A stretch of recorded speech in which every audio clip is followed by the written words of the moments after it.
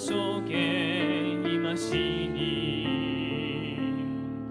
능력의 주께 찬송하네. 전능하신 하나님 찬양, 언제나 동일하신 주. 전능하신 하나님 찬양, 영원히 다스리네. 나 주의 이름 높이니, 나 주의 이름 높이니, 나 주의 이름 높이니. 하늘 높이 올린 깃발처럼 주의 이름 높이니. 전능하신 하나님 찬양, 언제나 동일하신 주. 전능하신 하나님 찬양, 영원히 다스. 전능하신 하나님, 전능하신 하나님 찬양, 언제나 동일하신 주. 전능하신 하나님 찬양, 영원히 다스리네. 변천된 주님의 사랑과 거룩한 보혈의 공로를 우리 다 찬양을 합시다. 주님을 만나봐. 샴폰 변찮는 주님의 사랑과 거룩한 보혈의 공로를 우리 다 찬양을 합시다. 주님을 만나볼 때까지 예수는 우리를 깨끗게 하시는 뜻이니 그의 피 우리를 눈보다 더히게 하셨네. 우리를 깨끗게 하시는 무궁한 생명의 뿌리새, 생명의 구원을 받은 자 하나님 찬양을 합시다. 예수는 우리를 깨끗게 하시는 뜻이니 그의 피 우리를 눈보다 더히게 하셨네. 주님의 거룩한 보혈이 날마다 힘으로 간직해 담대히 싸우며 나가세. 전국에 들어갈 때까지 예수는 우리를 깨끗게 하시는 뜻이니 그의 피 우리를 눈보다 더히게 십자가 단단히 붙잡고 십자가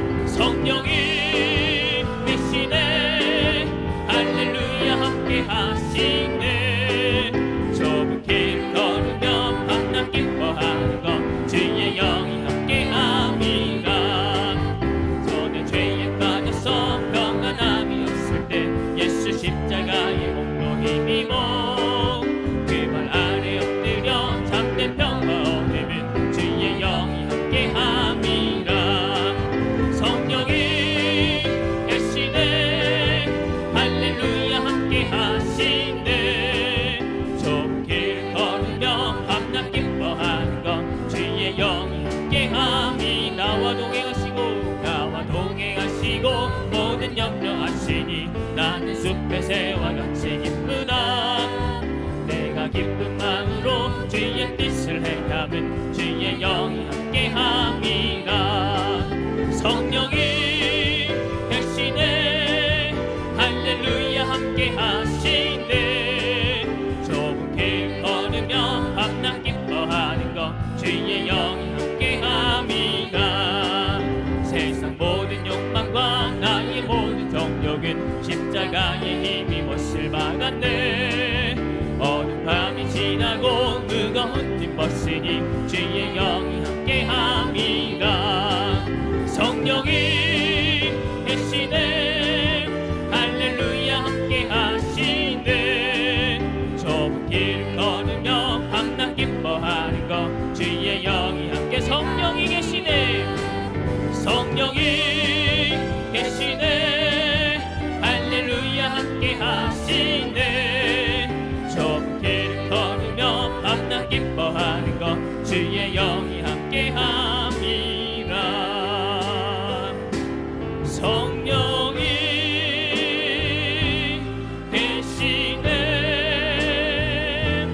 할렐루야 함께하시네. 좁은 길을 걸으며 밤낮 기뻐하는 것 주의 영이 함께함이라.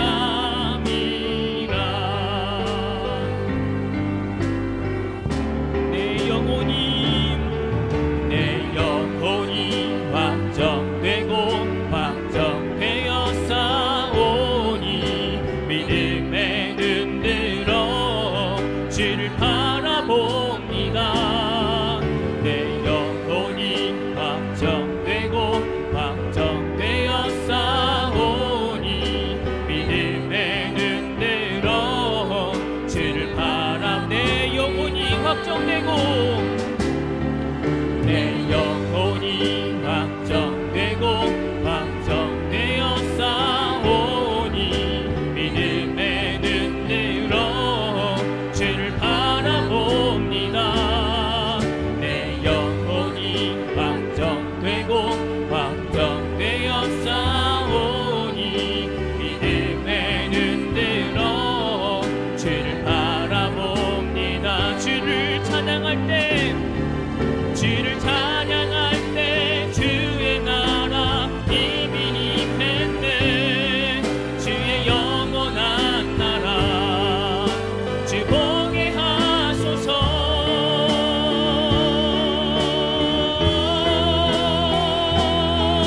내 영혼이 확정되고 확정되어 싸우니 믿음에 눈들어 주를 바라봅니다. 내 영혼이 확정되고 확정되어 싸우니 믿음에 눈들어 주를 바라봅니다. 믿음에 눈들어 주를 바라봅니다.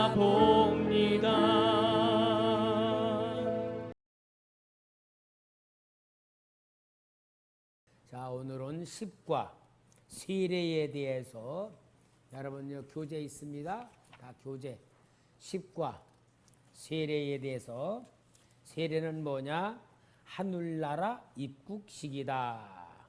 하늘나라 입국식이고, 실은 세례라고 하는 것은 예수님 우리의 신랑이 되고 우리는 주님의 신부가 되는 결혼식이, 영적 결혼식이 세례입니다. 영적 결혼식이. 그래서 세례라고 하는 말은 밥티조라는 말인데 물에 잠근다, 물에 씻긴다라는 뜻으로 세례는 하나님이 우리에게 베푸신 예식이 됩니다. 베드로전서 3장 20절 교재 다 있죠? 예, 베드로전서 3장 21절 다 같이 시작. 물은 예수 그리스도께서 부활하심으로 말미암아 이제 너희를 구원하는 편이 곧 세례라. 이는 육체의 더러운 것을 제하여 버림이 아니요 하나님을 향한 선한 양심의 간군이라. 그래서 물은 예수께서 우리를 위해서 부활하시고 구원하신 놀라운 역사의 말씀을 상징합니다. 그래서 예수님의 말씀으로 깨끗하게 다시 사는 것을 육신의 모습으로 표현하는 것이 물에 들어갔다가 말하자면은 원래 세례란 말도 있고 침례라는 말도 있어요. 우리 원래 침례, 성경에 예수님이 요단강에서 세례 요한에게 받으신 건 침례입니다. 물속에 완전히 들어가서 머리 꼭대기까지 물속에 완전히 들어갔다가 물에서 올라오는 것이 침례예요. 왜 침례인데 왜 세례라고 바뀌어졌냐? 로마 천주교 시대에 이게 침례에서 세례로 바뀌게 됐습니다. 왜냐하면은 이제 예를 들어서 병에 걸린 사람이 이제 곧 죽을라 그래. 근데 예수를 믿지 않았던 사람이 내가 예수를 믿고 구원받는 그 하나님의 구원받는 길로 들어가야겠습니다라고 신앙을 고백해. 그리고 믿겠다고 다짐을 해. 그러면은 이제 목사님이 오신단 말이야. 와가지고 원래는 어떻게 해야 돼? 들고 나가서 물속에다 폭 집어넣어야 되잖아. 침례를 시켜. 그러면 어떻게 돼? 죽을 사람이 더 큰 고통을 당하잖아요. 그래서 환자들을 위해서 물로다가 이렇게 뿌리는 세례로다가 대처하게 된 것인데 이제 이게 약식이 된 거야. 그리고 사람들이 너무 많이 막 몰려오니까 그래서 일일이 침례를 하지 못하고 세례를 베풀게 된 것이 침례의 대응품이 세례였던 겁니다. 원래는 침례를 해야 되는 거예요. 물속에 쏙 들어갔다가 나와야 되는 겁니다. 그런데 세례라는 약식으로 바뀐 것입니다. 자, 고린도전서 10장 1절 2절에 같이 읽읍시다. 고린도전서 10장 1절 2절 시작. 형제들아 나는 너희가 알지 못하기를 원하지 아니하노니 우리 조상들이 다 구름 아래에 있고 바다 가운데로 지나며 모세에게 속하여 다 구름과 바다에서 세례를 받고. 이 사건이 뭐냐? 이스라엘 백성들이 애굽에서 나와 홍해 앞에 섰을 때에 바로의 군대가 이스라엘 백성을 죽이려고 막 쫓아오고, 그때 이스라엘 백성들은 원망을 하잖아요. 애굽에서 우리 매장지가 없어가지고 이곳에 와서 죽게 만드느냐. 앞으로 가면 홍해 물에 빠져 죽고, 뒤에는 애굽 백성들이 막 군대가 쳐들어오니까 그때에 하나님께서는 그 구름기둥 불기둥으로 그 이스라엘 백성을 뒤에 막아서 애굽 군사들이 쳐들어오지 못하게 만들고, 모세를 시켜서 하나님 앞에 손을 들고 기도하게 만들므로 밤새도록 바람이 불어서 홍해를 갈랐잖아요. 그리고 그 홍해를 딱 건너왔어. 다 건너온 다음에 애굽의 군세가 이제 막 그 홍해를 들어왔잖아요. 근데 하나님이 물을 합쳐가지고 다 빠져 죽게 만들었어.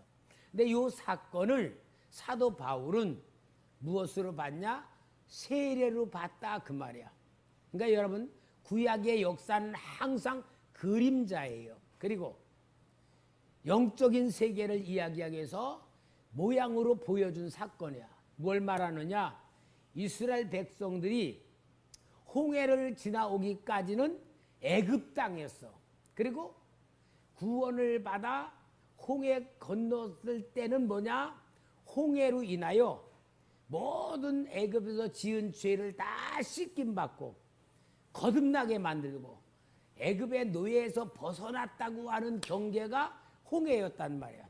홍해를 건너온 거예요. 근데 이스라엘 백성은 홍해가 뭐요? 구원이잖아. 근데 애굽의 백성들은 홍해에 의해서 다 빠져 죽어버렸어요. 요것을 보고 사도 바울은 영적인 실제 신약 시대에 와가지고 요게 하나님의 백성들이 세례를 받은 것인다. 그렇게 이야기를 하는 거고, 구약의 역사는 항상 그런 역사입니다. 그러니까 구약의 역사에서는 항상 일어난 사건이 신약에서는 실제 답이 나오는 겁니다. 그래서 우리는 예수 이름으로 세례를 받는데, 그럼 여러분, 구약 시대의 세례 사건이 있기 전에 하나님의 백성들 앞에 하나님이 아브라함과 언약을 맺어놓은 언약이 있어요. 내 백성이 되려면은 남자들은 뭐 해라? 할례를 행해라. 할례를 행해야 하나님 백성이라는 표시다 그 말이야. 그러니까 할례가 이제는 세례로다가 대체된 거예요. 세례로. 그러니까 세례는 뭐냐? 하나님의 자녀가 되었다고 하는 증표가 되는 겁니다. 그래서 1. 세례의 기원. 이방인들이 유대교에 입교했을 때에 그 입교된 것의 증거가 소속이 세례라는 것으로 받아들이게 됐습니다. 사도행전 6장 5절 다 같이 읽읍시다. 시작. 온 무리가 이 말을 기뻐하여 믿음과 성령이 충만한 사람 스데반과 또 빌립과 브로누구와 니가노르와 디몬과 바메나와 유대교에 입교했던 안디옥 사람 니골라를 택하여 이들이 하나님의 자녀가 되었다고 하는 증거로다가 이방 민족들이 하나님의 백성이 되었다는 소속된 세례로 증거를 만들게 되었다. 그래서 소속의 세례, 구원받은 세례. 그 다음에 두 번째 세례는 세례 요한이 세례를 주었는데, 이 세례는 뭐냐? 회개의 세례. 자, 마태복음 3장 13 시작. 이때에 예수께서 갈릴리로부터 요단강에 이르러 요한에게 세례를 받으려 하시니. 그래서 세례 요한은 회개의 세례를 베풀었는데, 그럼 예수님이 세례를 받으셨어. 회개의 세례입니까? 아니단 말이야. 예수님은 처음부터 원죄가 없으셨잖아. 그래서 예수님도 세례를 받았는데, 이 세례는 뭐냐? 회개의 세례가 아니고 하나님의 아들로 세상에 와서 하나님이 주신 구원의 역사를 이루기 위한 순종의 세례를 받은 거다. 자, 마태복음 3장 16절 시작. 예수께서 세례를 받으시고 그 물에서 올라오실새 하늘이 열리고 하나님의 성령이 비둘기같이 내려 자기 위에 임하심을 보더니, 여기 요단강에 세례를 받고 올라오실 때에 성부, 성자, 성령님이 동시에 나타난 현장입니다. 그렇죠? 성부 하나님 목소리로 말씀하시고, 성령 하나님 비둘기같이 내려오시고, 성자 하나님 예수님 요단에서 세례를 받으시고, 이때 뭐로 예수님이 하나님의 아들로 순종의 역사를 시작하는 출발. 그러니까 예수님이 세례를 몇 살 때 받냐? 30살에 받게 되잖아요. 이때부터 하나님의 아들로 사역을 시작하는 공생애의 표시가 되고 출발점이 되는 게 순종의 세례를 통하여 받게 되었다. 그리고 예수님께서 이제 제자들에게 마지막으로 모든 믿는 자들에게 세례를 주라고 하는 그 세례의 명령이 나오죠. 마태복음 28장 19절 시작.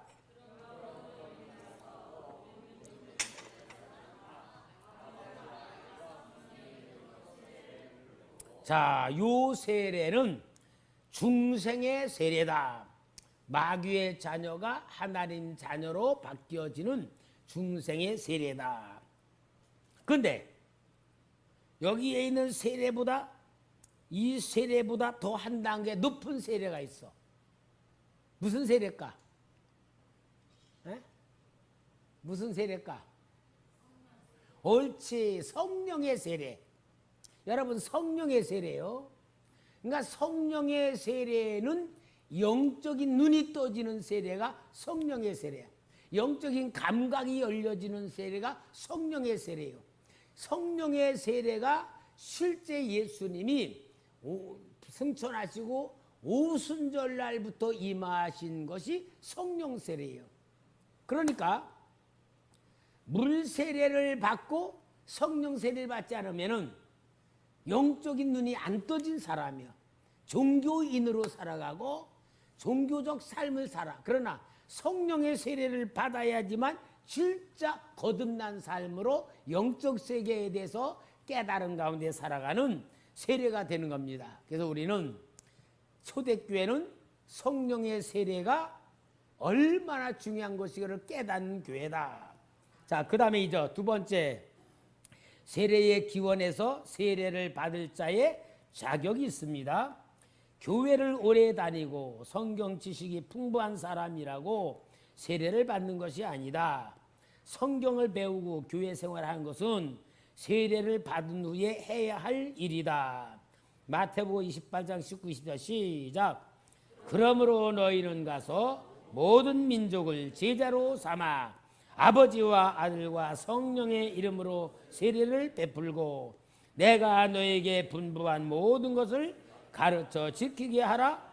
볼지어다 내가 세상 끝날까지 너희와 항상 함께 있으리라 하시니라. 그러니까 여기에 세례를 받은 삶이 뭐냐? 신앙생활의 출발이다 그 말이야. 출발이다. 여러분, 우리 어렸을 때는요, 세례에 대한 과정이 있어요. 교회를 처음 믿어 나와서 6개월 되면은 학습을 받아. 학습. 그리고 학습을 받은 사람이 6개월 되면은 세례를 받는 거예요. 그러면은 학습이란 게 뭐냐? 학습이란 건 옛날에 우리 어렸을 때는 학교를 안 다닌 사람들이 너무나 많아. 학교를 안 다니니까 뭐냐? 글씨를 몰라. 글씨를 모르는 사람들은 성경을 읽지도 못하고 또 어떤 공부에 대해서도 잘 알지도 못해. 그러니까 글씨를 모르는 옛날 노인 양반들, 그때 이제 노인 양반이 젊은 사람들도 그렇겠죠. 그런 사람들이 교회를 이제 다니기 시작해. 그러면은 목사님이 이제 교회를 쭉 다니는 걸 보고 진짜 교회 다니나 안 다니나 기회를 주는 게 6개월이 되는 거야. 6개월 된 다음에 아, 이 사람은 이제 공부를 시켜도 되겠구나. 순종도 잘하고 또 이렇게 열심히 하려 그러고 그러니까 그런 사람에게는 이제 목사님이 뭐라냐면 당신은 오늘부터 이번 주부터 교회에서 신앙 훈련을 해야 됩니다. 그리고 신앙 훈련을 시키는 거야. 주일날은 어떻게 해야 되는가? 예수님은 어떻게 믿어야 되는가? 기도는 어떻게 돼야 되는가? 헌금은 어떻게 해야 되는가? 하는 것을 차곡차곡 신앙생활을 가르치는 거야. 몇 개월 동안? 6개월 동안. 그래서 6개월 동안 교회 신앙생활하는 그것을 차근차근 배우는 거야. 그게 학습 기간이야. 이제 학습이라고 하는 게 뭐냐? 배워서 습달하는 그런 훈련을 딱 해. 그래서 그 사람이 훈련을 잘 받으면은 이제 그때에 이제 목사님이 이제 성부, 성자, 성령의 힘으로 세례를 주는 거야. 그래서 교회에 나온 지 1년 돼야 이제 세례를 받게 되는 거예요. 자, 이제 그거는 옛날에 글씨를 모를 때의 제도가 그랬던 거야. 제도가 그랬던 거예요. 그 지금은 딱 글씨 너무나 잘 알고 책도 너무나 하고 새신자 교육도 잘 받고 다 맞게 너무나도 이제 지식으로 만연해. 그러니까 그런 과정을 겪지 않아도 아, 이 사람은 신앙생활에 영적인 신앙생활을 잘 하는구나. 아, 지식이 웬만큼 있구나. 그러면은 6개월이 안 돼도 세례를 줄 수 있다 없다? 있다 그 말이야. 그러니까 무식한 성도들은 목사님 저 사람 학습도 안 받는다는데 무슨 세례를 주시나? 저는 여태 학습 안 받고 세례 준 적은 없지만 그럴 경우 있어요 없어요? 왜? 교회 안 다닌 지 얼마 안 돼서 암병으로 죽어가는 사람이선 학습 받아야 됩니다. 그래 학습하다가 6개월 되기 전에 죽으면 어떻게? 그런 사람은 어떻게? 세례를 줘야지. 병상에서라도. 그런 것이 있다는 것을 우리가 알아야지 되지. 원칙적으로 이렇게 따지면 안 된다 그 말이야. 그래서 목사는 영적인 지도자다 그 말이야. 그래서 항상 하나님의 영적인 원리가 무엇인가를 보는 거예요. 그러니까 여기에 세례를 받는 사람은 어떤 사람이냐? 자격인데, 첫째, 예수를 믿기로 결심하고 교회의 지도를 받으며 순종하기로 생각하고 결심하는 자. 두 번째는 성령으로 거듭남의 체험을 통하여 성령으로 살기를 다짐하는 사람. 그 다음에 세 번째는 예수 그리스도만을 위하여 살기로 다짐하는 사람이 세례를 받을 자격이 있다 하는 거예요. 세 번째, 세례를 받는 시기. 예수를 믿기로 결심하고 회개한 사람은 언제든지 받을 수 있는 것이다. 사도행전 2장 41 시작.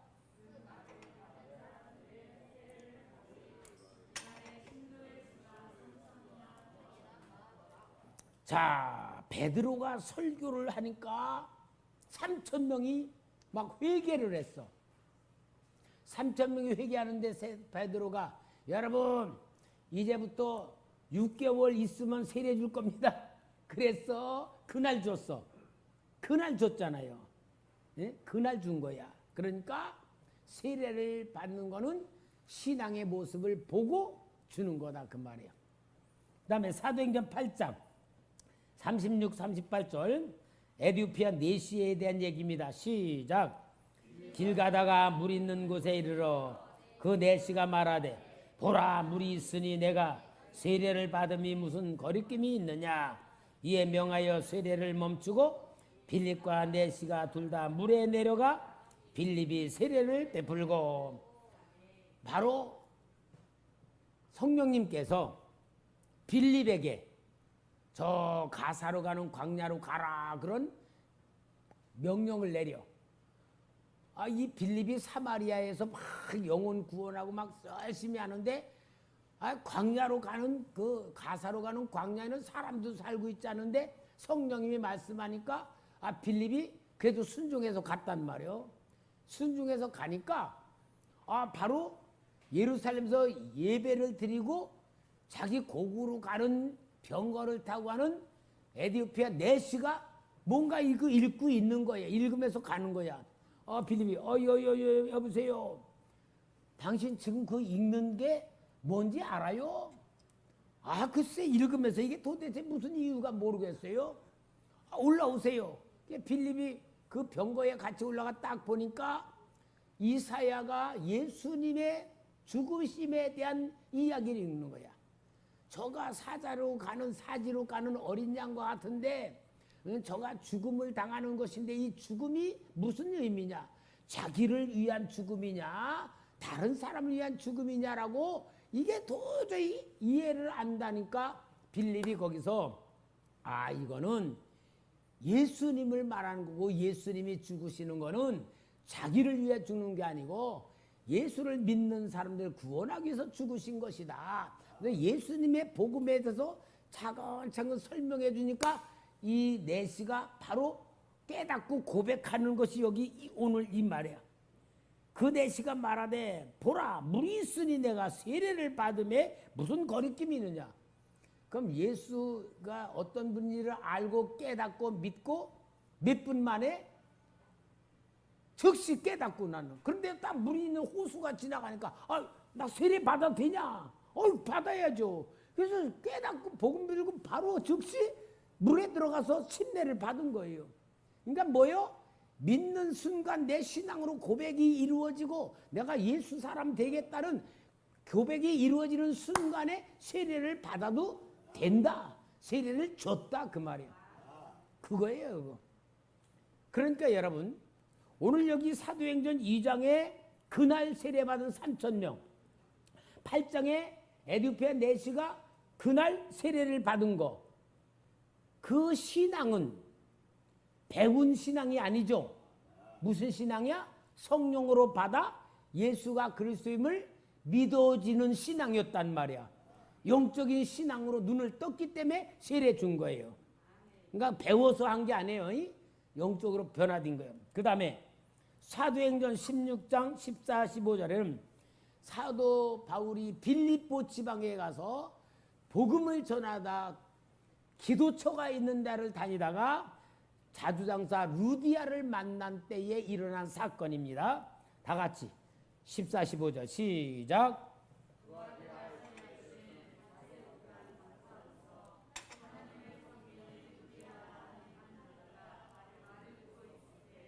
주께서 그 마음을 열어 바울의 말을 따르게 하신지라. 그와 그 집이 다 세례를 받고 우리에게 청하여 이르되 만일 나를 주 믿는 자로 알거든 내 집에 들어와 유하라 하고 강건하여 머물게 하니라. 그러니까 루디아의 집에 빌립보 교회가 세워진 거예요.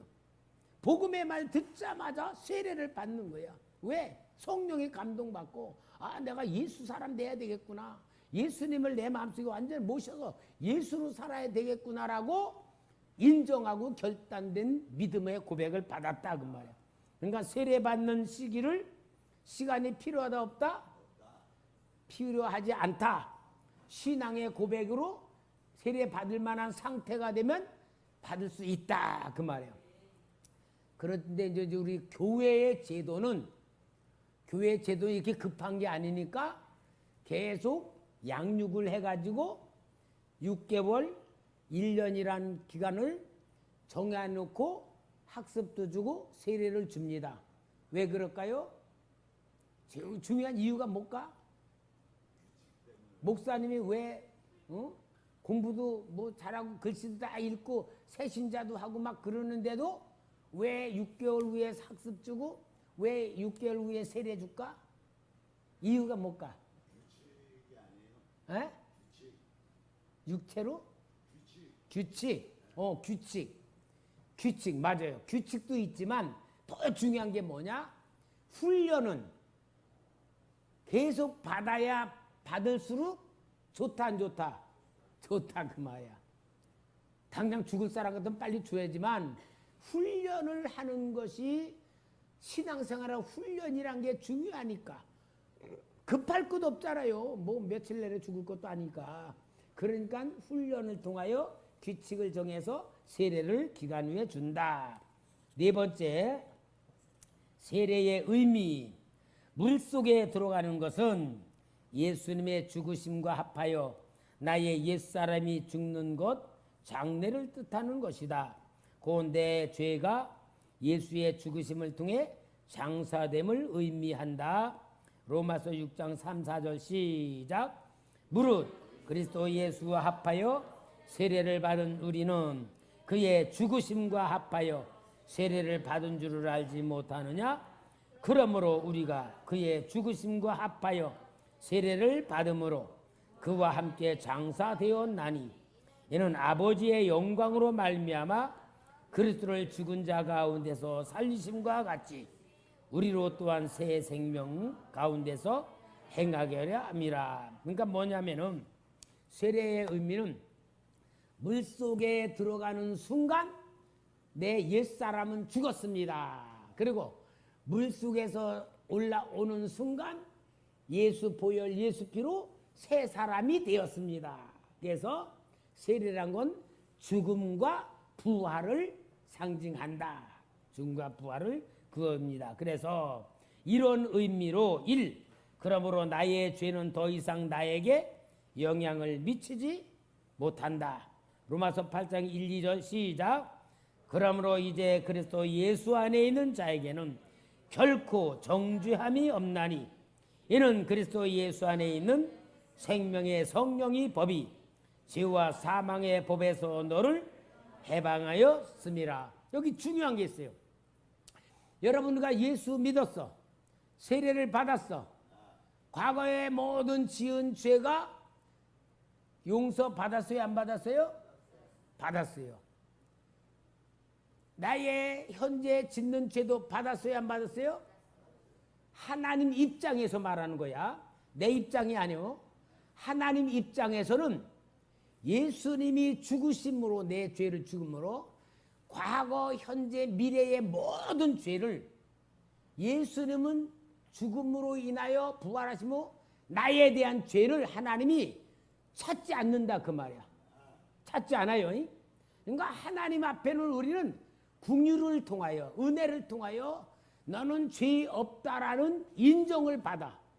근데 문제는 뭐냐? 나는 내가 과거에 지은 죄를 용서받았지요. 받았어. 내가 예수 믿기 전에 지었던 과거가 다 예수 안에서 모든 게 다 없어졌어. 그러면 중요한 게 그것을 보고 거듭남이라 그래요. 거듭남은 뭐냐? 마귀의 자녀로 살던 내가 예수를 영접하는 순간 하나님 자녀로 호적이 옮겨졌어. 이게 거듭남이야. 그리고 육신의 모든 과거의 삶, 과거에 어렸을 때에 고생했던 거, 받은 상처, 당했던 어려움 모든 걸 다 예수 피로 씻어버리고 이제 새롭게 시작하는 걸 보고 새 사람이 됐다 그러는 거야. 새 사람. 예수 믿으며. 그렇지만 과거에 지은 죄의 습성이 내게 있어. 죄가 남아 있어. 요거는 내가 예수 이름으로 보혈의 피로 끊어야 돼. 끊어야 되는데 단칼에 다 끊어지면 얼마나 좋아. 그것이 계속 나에게 고정관념, 과거의 상처, 생활의 습관 이런 것들이 있잖아요. 그게 나를 자꾸 신앙생활하는 데에 괴롭혀. 나를 자꾸 얽매. 나를 자꾸 생각하고 있어. 그것을 끊어내는 생활이 훈련입니다. 신앙 훈련. 그러니까 하나님은 나를 완전히 의롭다 인정을 했지만 내 삶은 과거가 내 생각이 있고 과거의 습관이 있고 과거에 지었던 죄에 대한 것들이 있는데 이걸 끊어나가는 것이 훈련인데 그 훈련하는 게 교회 생활이다 이 말이고 인격 훈련과 신앙 훈련이 그거고 이걸 끊는 것이 뭐냐? 그래서 기도하면서 성령의 기름 부으심 받고 위로받고 사랑받을수록 이 과거가 자꾸 잊어버려지고 벗어나는 거야. 그 다음에 어떻게 되냐? 하나님의 은혜를 자꾸 받게 되면은 과거에 내가 가난하게 살았던 거 많은 상처들 그게 하나님이 나를 영의 사람 만들기 위해서 훈련시켰던 거구나. 그렇게 느껴질 때에는 과거의 고생하고 상처들이 감사로 바뀌는 거야. 진짜 하나님이 나를 새 사람 만들기 위하여 나를 고생시키는데 형제들을 통하여 고생하고 부모님을 통하여 고생하고 이런 고생했던 것이 하나님이 나를 만들기 위해서 그런 환경으로 만드셨구나. 자꾸 알면 알수록 과거가 감사로 바뀌어. 감사로 바뀔수록 모든 게 하나님의 은혜에 눈이 떠지고 눈이 떠질수록 하나님의 사랑이 느껴지고 하나님의 사랑이 계속 느껴질수록 내 삶에 하나님이 나를 사랑하시는 게 느껴질수록 미래가 보일 때 미래가 뭐로 보냐? 소망으로 보이는 거야. 소망으로 보이고 믿음으로 보여. 그 믿음으로 보이는 눈이 열려진 게 뭐냐? 천국까지 보는 거야. 나를 영원한 천국으로 데려가기 위해서 이렇게 은혜를 베푸신 거구나. 그렇게 떠지는 게 세례를 통하여서 변화되어가는 성도의 과정이고 신앙 훈련이고 기도 훈련이고 말씀 훈련을 만들어 가는 거야. 이게 우리 초대교회가 지금 전적을 다해서 하는 거야. 그러니까 여러분들 그 훈련하기 위해서 뭐 하라?